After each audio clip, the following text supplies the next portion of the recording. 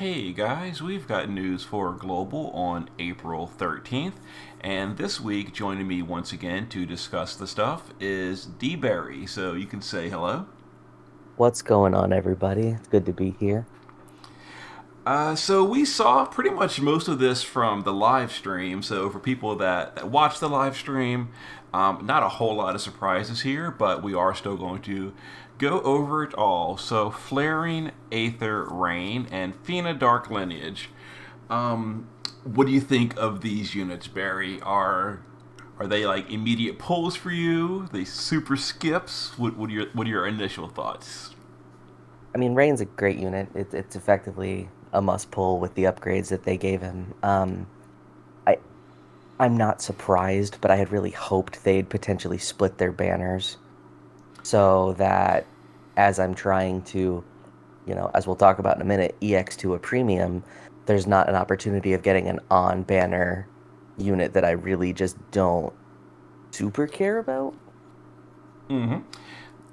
Speaking of their banners, so here they are. So we've got um, the Rain and Dark Fiend, or not Dark Fiend, a Fiend of Dark Lineage fragment step up. We briefly mentioned this a moment ago.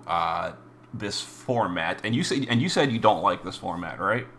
I really don't. I mean, I love that there is a step up that gives shards, but the fact that the step up for the banner units that give shards for a premium doesn't have any pity tickets means they're just asking you to potentially spend another 30K for the equivalent of a dupe guaranteed that still probably might not give a single banner unit unless you want to spend another 5,000 afterwards and it's only for Fina.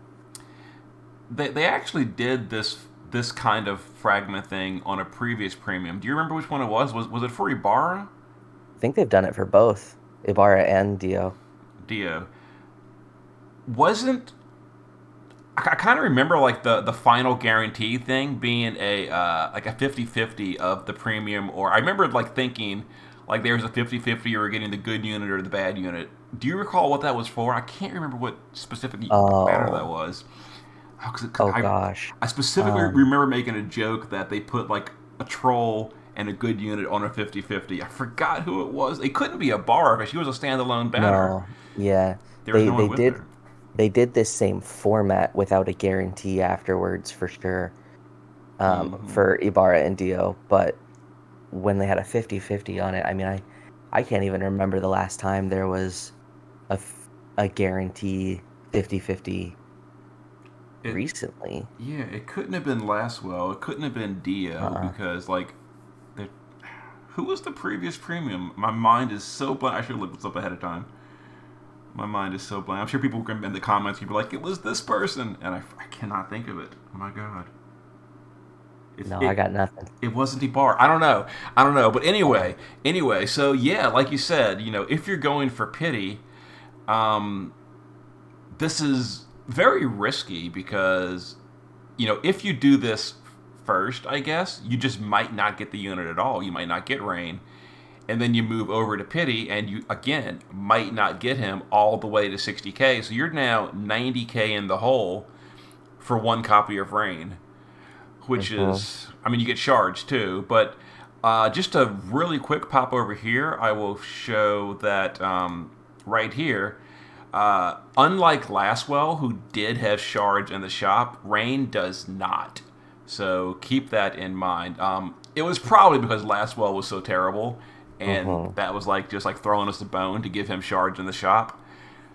But that's not the case for Rain. So his, yeah, I really don't like this format either. Like I much prefer it where they give you like a perk at the end, like a banner card or an armory ticket. And I guess Fina is supposed to be the perk instead. But like you say, like I'd much rather a unique piece of gear or a vision card over a unit that is decent. She's good, but not as good as a vision card. A good vision Right, card that is. exactly. I mean, it's just not. It almost feels like they're trying to hard sell us Fina as a good thing, as opposed to let people just pull for the unit that they're probably all pulling for. Because I mean, let's be honest, right? What they have done with every single support like her so far is eventually she has just ended up as a Clash of Wills exchange unit. And Mm-hmm. so if we're looking at this in say the next 3 to 6 months, so obviously because we know she's not part of the current Clash of Wills exchange, but she'll probably end up being a pretty free exchange unit that we might unfortunately pull a ton of trying to get Rain because we can't even complain that she's an off banner unit when she's just not the role we want. Mm-hmm.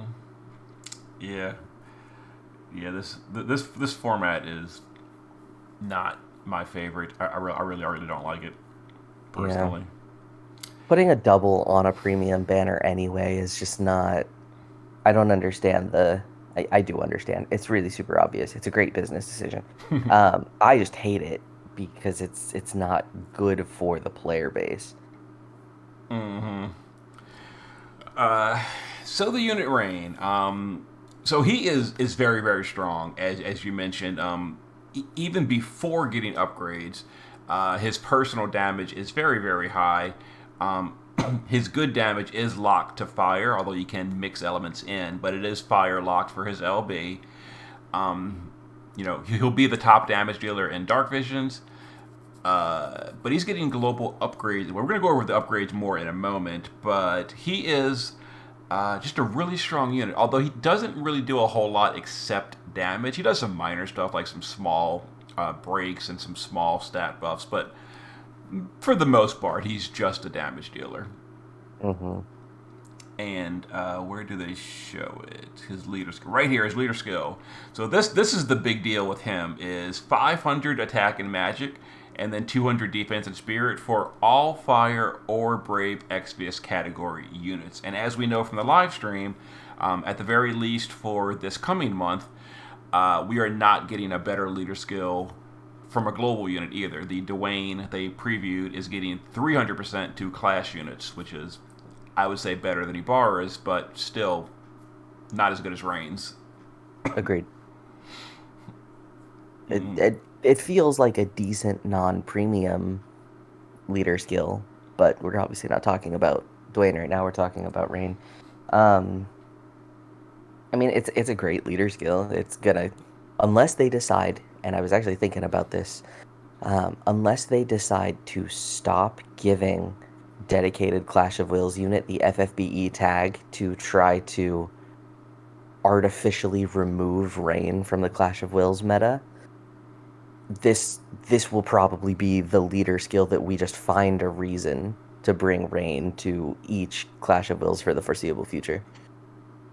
Mm-hmm. And while they definitely could do that going forward, um, I think they probably won't just because they didn't for the existing Clash of Wills units. Hmm. But that being said, if we do any kind of collaboration going forward, they won't have the Brave XPS tag. So, any collaboration with, War of the Visions, just as a throw out, we know a War of the Visions collab is coming from the JP server. And if they decide to toss a global unit on that banner, because it's a pretty bad banner overall, and that global unit has, morale stuff, it is not going to fall under the Brave Exvius tag, and Rain will not qualify to buff him, while a dedicated Clash leader would. So it's definitely, a pro and con to his leader skill. But for right now, it is definitely the best leader skill available. Easily. And I guess then, the other situation of it not potentially being the best is if again Global does what it really loves to do and gives us a spirit scaling Clash of Wills unit for damage. Because we do know that they love spirit scaling damage units for Global. In which case, then technically speaking, Dwayne is a better leader for that unit. would he be though? Because then it would only be 100 more for like Swan Wu or whatever if they decide to do like a Neo Visions of that unit. But then you're losing 200 to the rest of the entire party. So I would still say it's not as good. Well, yeah, one tank, one support, or one tank, four supports, and then a damage dealer. No big deal. I guess that's an A option. classic Clash of Wills build. So his STMR is a one-handed sword. It's going to be best in slot for him, but for everyone else, not many people are really going to want to use that. It does have 100 Beast Killer on it for everyone, which is nice. But if you really want a sword, you're going to want like Elazul's or the Dark Vision sword, something like that. You know, that are 300 base, not his. But for himself only, it's really good. And also, I will mention, you don't really want to get too. I mean, you can if you want to, but I wouldn't recommend like moogling a second copy of this sword because we're going to talk about it in a minute. But from his event, you're going to get his offhand weapon, which does go with this because this one is not stackable. So you want the offhand sword from his event for the other weapon. So one of these is all you really need. And Also, please, nobody spend dark matter on the dark vision sword. well, it. Oh no, Uh, I was going to say uh-uh. actually Not the because one-handed one. yeah, because anyone that does want it, they have their own weapons anyway. So you're right. You're right. It's just still no use. No. No, and no flat stats, which will immediately still be worse. Mm-hmm. Yep. And then, oh, real quick, let's go to range vision card. So not much to say here. It's the fire version of Deoxys and Lastwell and all the others. It's just 170, 80, 100, 500 fire only. So obviously best in slot card for fire damage dealers. For everyone else, can't use it. So who cares? Mm-hmm, mm-hmm.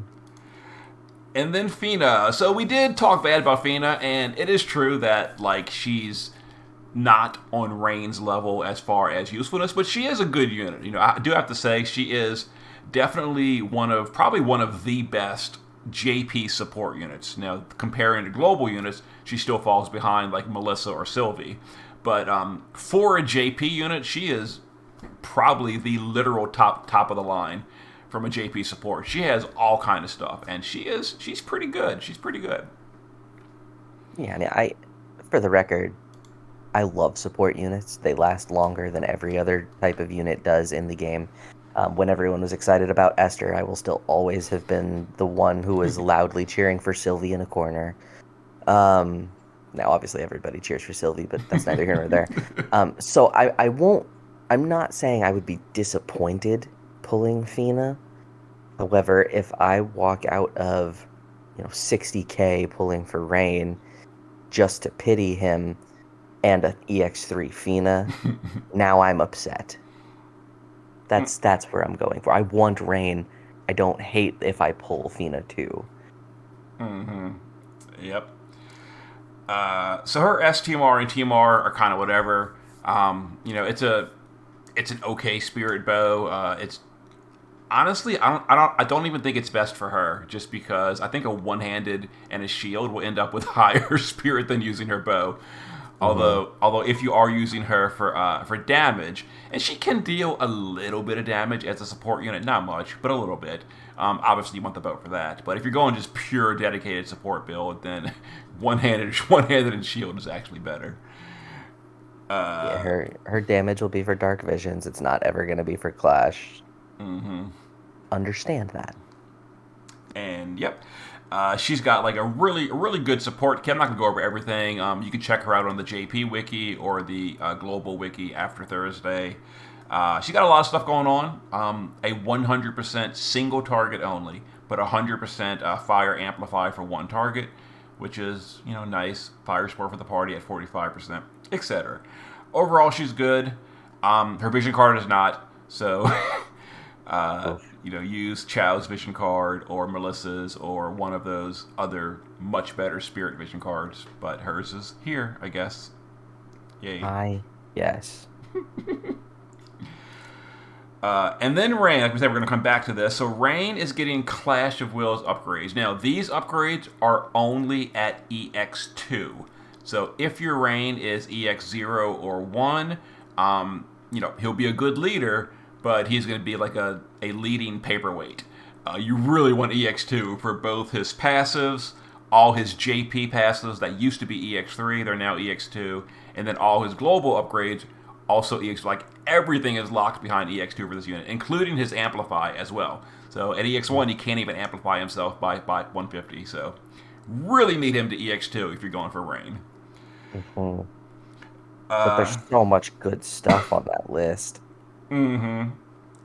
And so his thing is basically he boosts his modifier by his bolting strike chain, and at max morale, his bolting strike chain will be a total of 3750 or 3750 modifier, which is really good. And I did calculate it, and it's like one of the highest damages in Clash. Only Ibarra out damages him.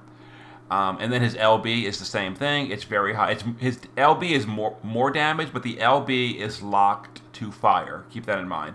But the pulverizing force bolting strike chain, the 3750 modifier, is non-elemental. So therefore, that can be any element you want, which is really amazing that they're given this flexible of a damage dealer for Clash of Wills. Now, is that 3750 per cast No, or no, assuming triple cast? triple casted. Yeah, that's the total Got it. final modifier. Got it. It's like 17 something or I don't know. It's okay. So each cast is 1/3 of that, whatever the math is.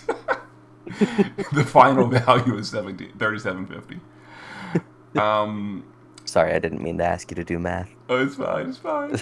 And then then he's getting a cooldown 1 time per battle of a stat buff, which is kind of whatever in Clash, but it's fine. But most importantly, it's a 300% LB buff for the party, which is very, very good. Not many Clash of Wills units have that for AoE.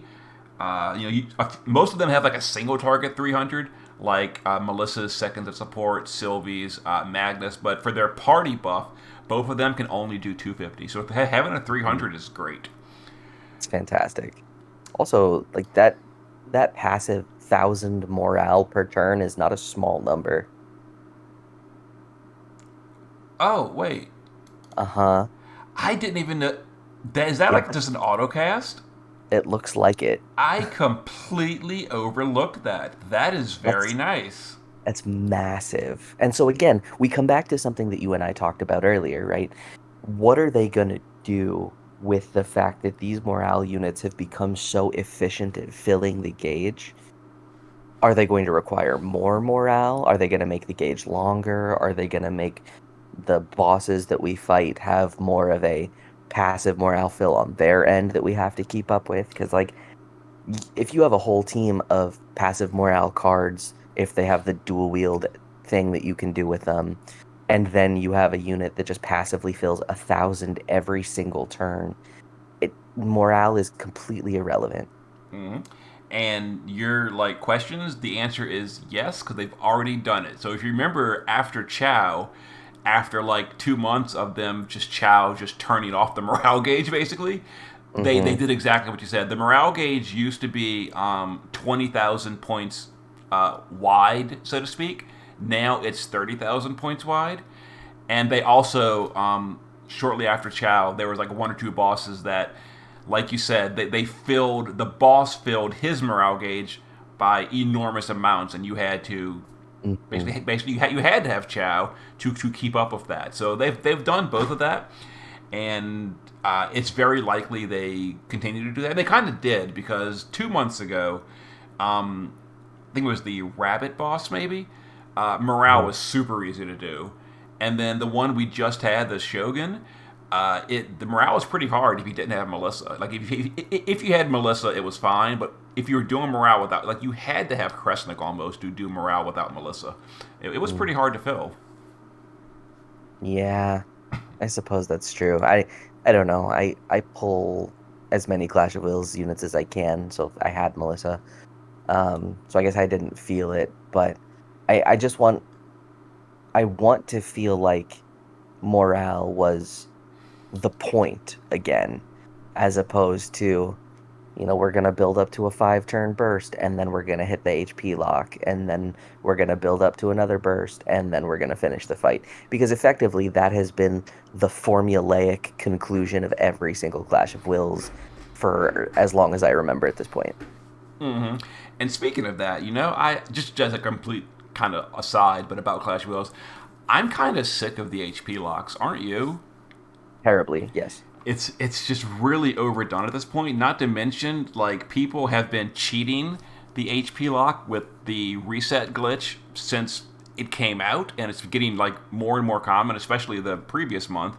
But we just had like people were just like literally posting, you know, in Discord, anyone that had problems with the boss, they're like saying, "Well, just exploit the HP lock and skip it." And like people were like literally promoting that as the go-to strategy for these bosses, and it's getting like out of hand. And Gumi, you know, giving their blessing, cheating is okay, is not helping things. And I don't want to get into that whole discussion again, but just like if the HP lock wasn't a mechanic in the fight, period, there wouldn't be anything for them to cheat and skip it. And it's also for even for those that don't cheat, it is just getting really overused as a crutch almost in fight design. It's just artificial difficulty. I would rather see like a true, almost catastrophic damage check at this point, where, you know, if you, not that I promote variance ever, because I think variance is the second to last boss of the game other than the friends list. Um, but unless, like, say you get bad variance and you should be able to, you know, finish the boss with the roll that you have, and you end up coming up at, let's say, 97% instead of 100, I want to lose. Like, I want the boss to just jack his stats crazy and massively counter us into oblivion. Oof. Because I think at this point, with Rain coming out the way that he is, it feels like damage check is coming.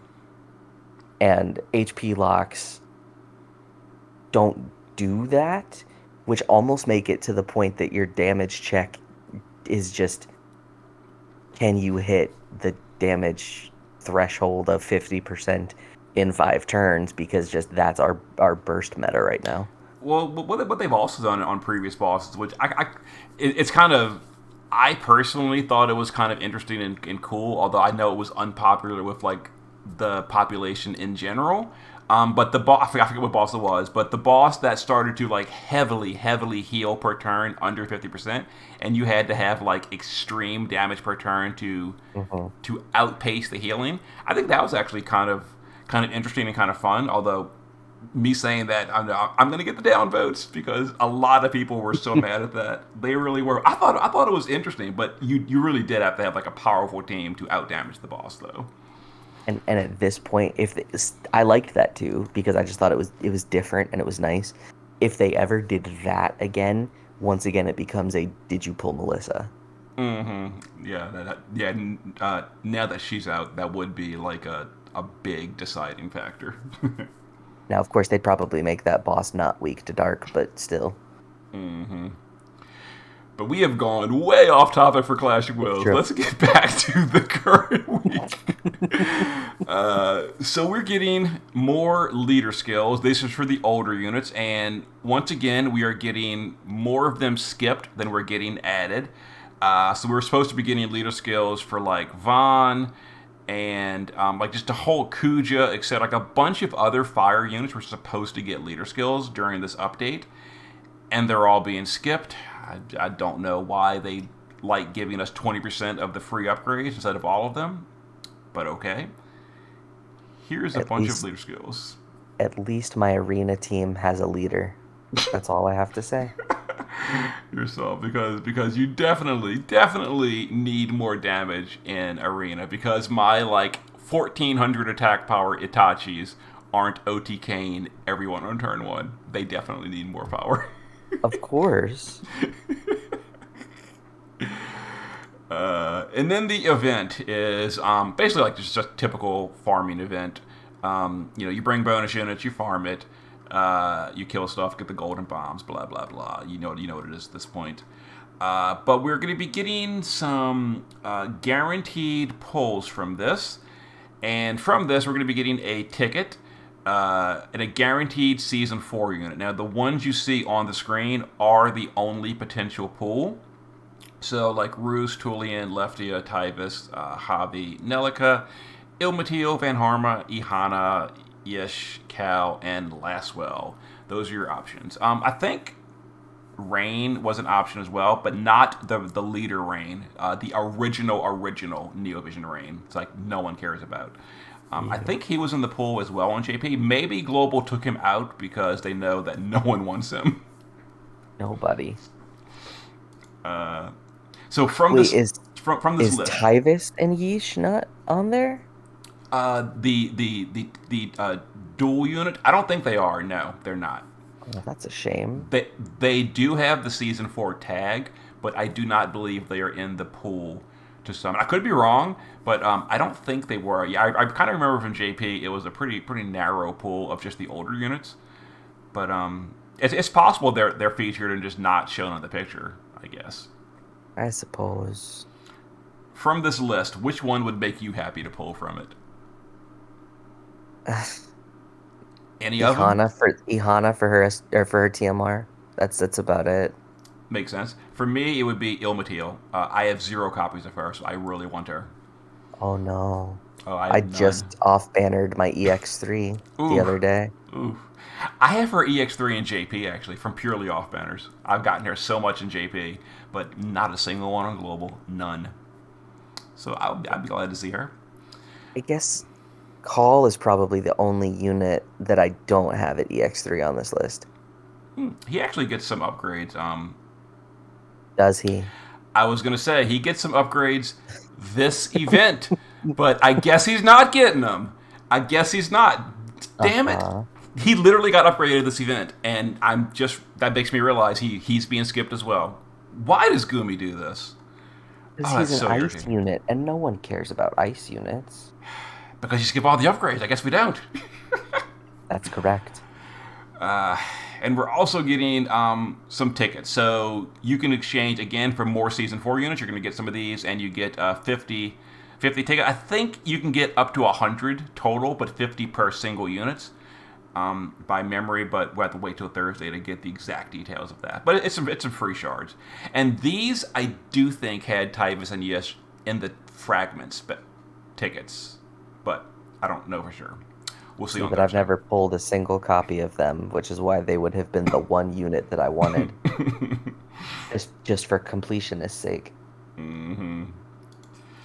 And then the more interesting content. So these are the limited time EX stages.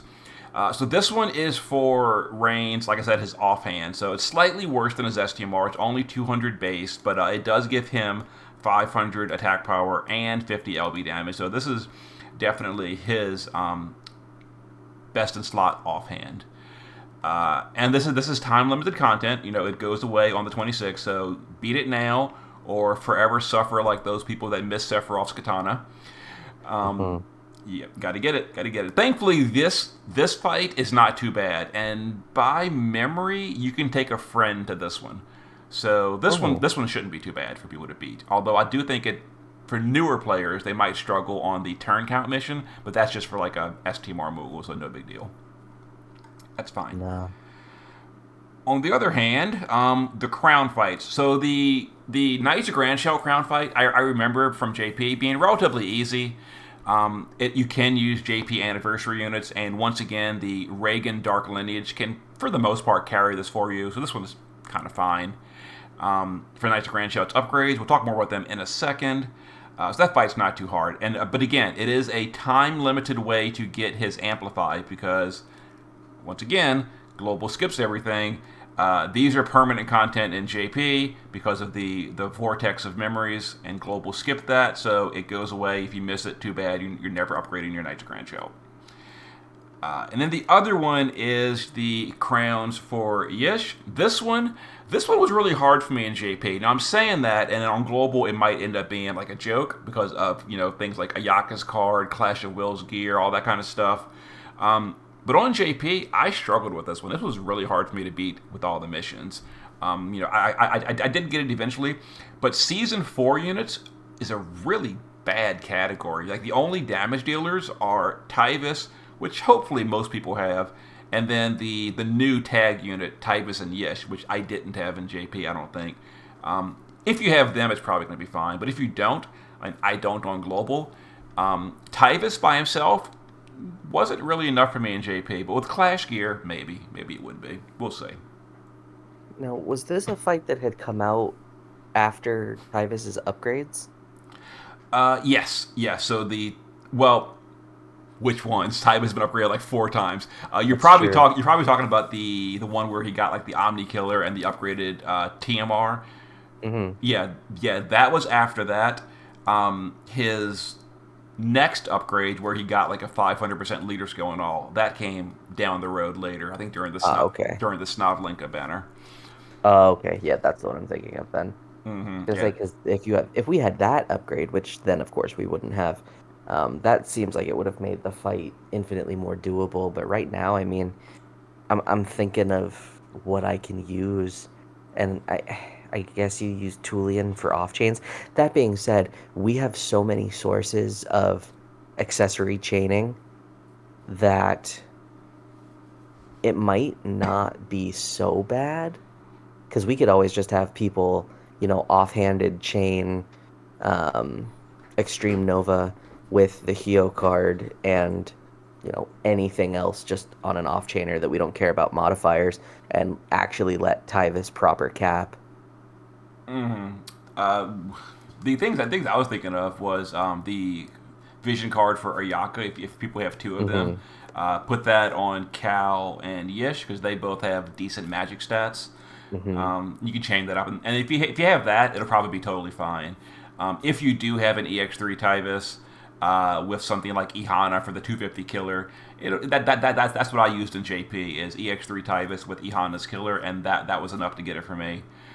It was still pretty tight. I had to roll for variance, but it worked, and I got that. But if you don't have you don't have Ihana, if you don't have a Yaka's vision card, it's gonna be tricky. It's gonna be tricky, I think. But I'll see what I can do for guides on Thursday for that. And the reason we're doing those fights is for their crown stuff. So I'm not going to go over all the skills specifically. I'll just briefly overview them. So Knights of Grandshelt gets a higher modifier for their LB. They get a 150 amplify. Their Great Sword in Peril goes to 30%. Stuff like that. And it's a decent upgrade. It's kind of like Dark Rain, where he does become meta relevant for a while at least. The issue he's going to have is leader skill at this point. So he does qualify for most of the current leaders. It's just that he's like the off element of them. Like he's not dark for Dio. He's not fire for Rain. He'll be more of like a natural fit on the light element teams with Squall in about a month and a half, 2 months. Which is nice because those are going to be.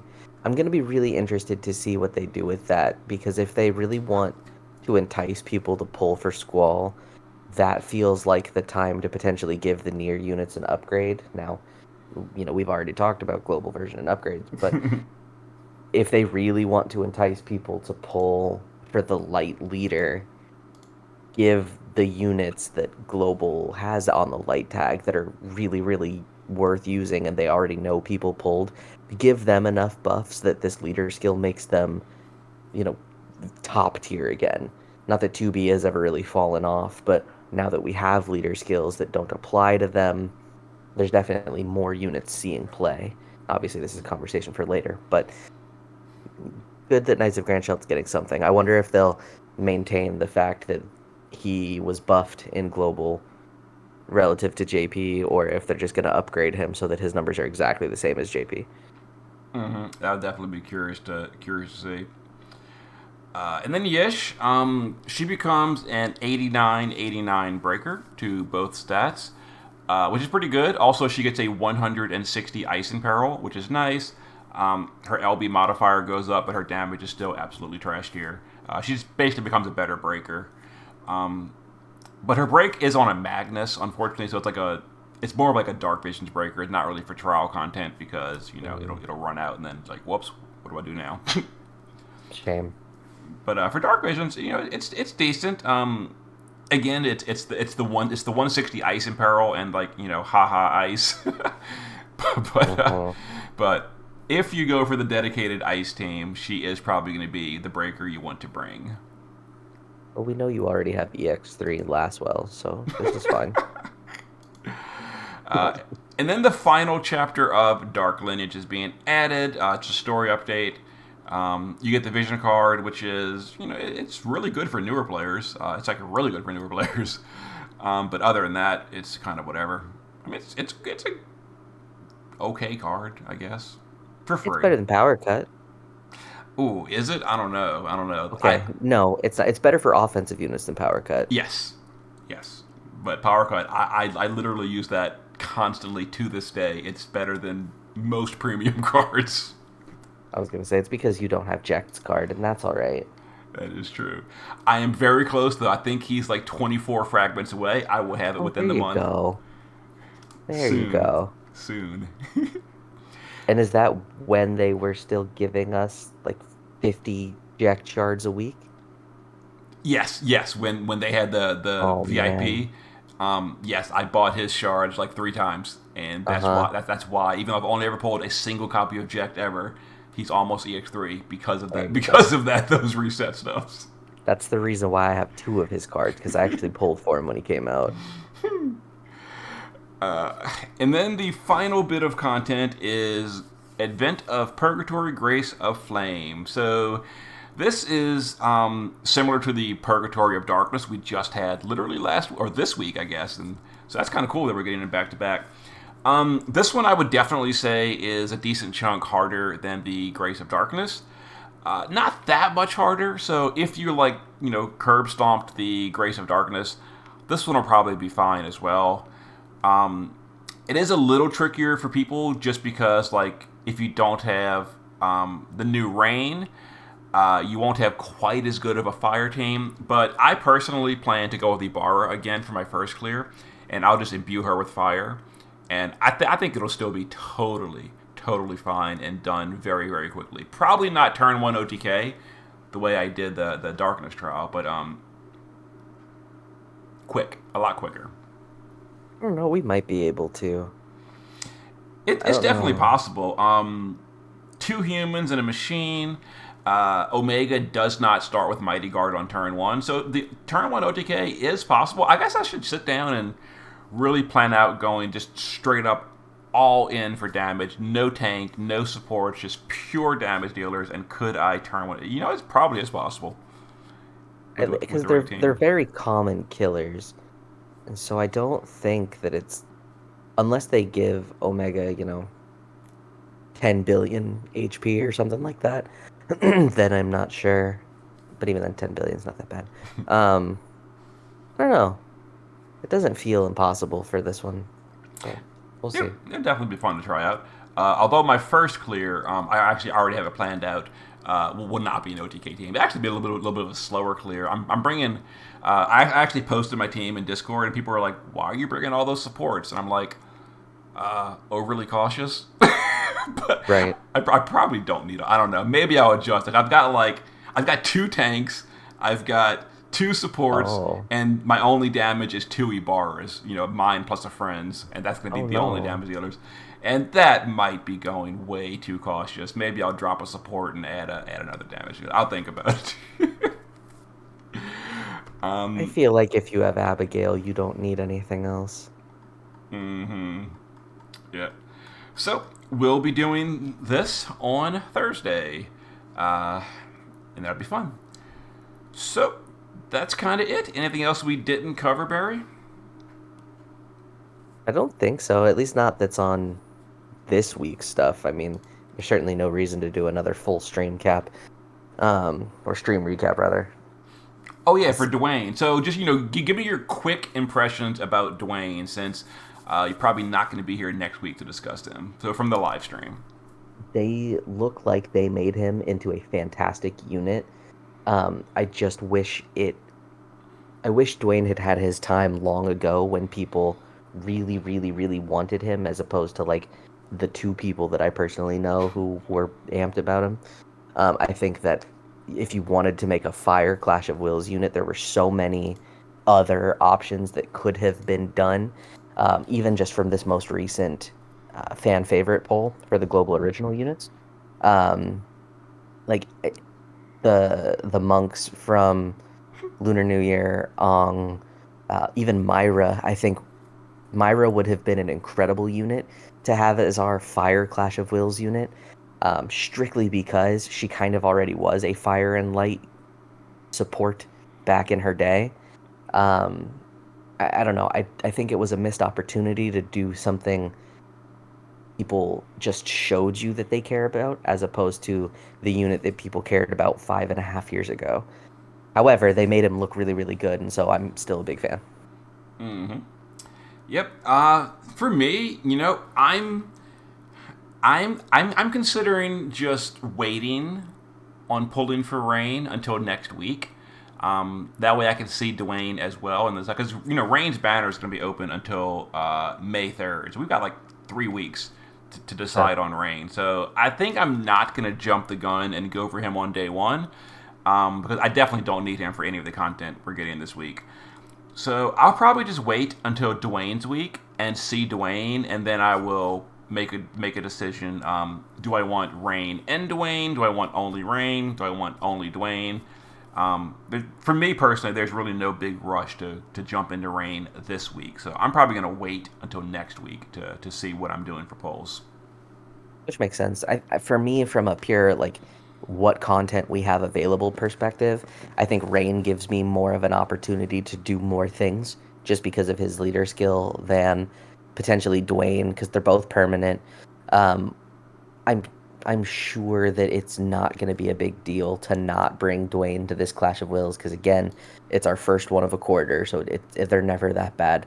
Um, so I'm more inclined to wait to see what Dwayne actually looks like, but I already know that pulling for Rain is a great idea. So I will probably do the exact opposite thing. Yeah, that's awesome. That's cool. But all right. Thanks again for joining me, Barry. Of course, thank you for having me. All right. So I will see you guys next time. Later.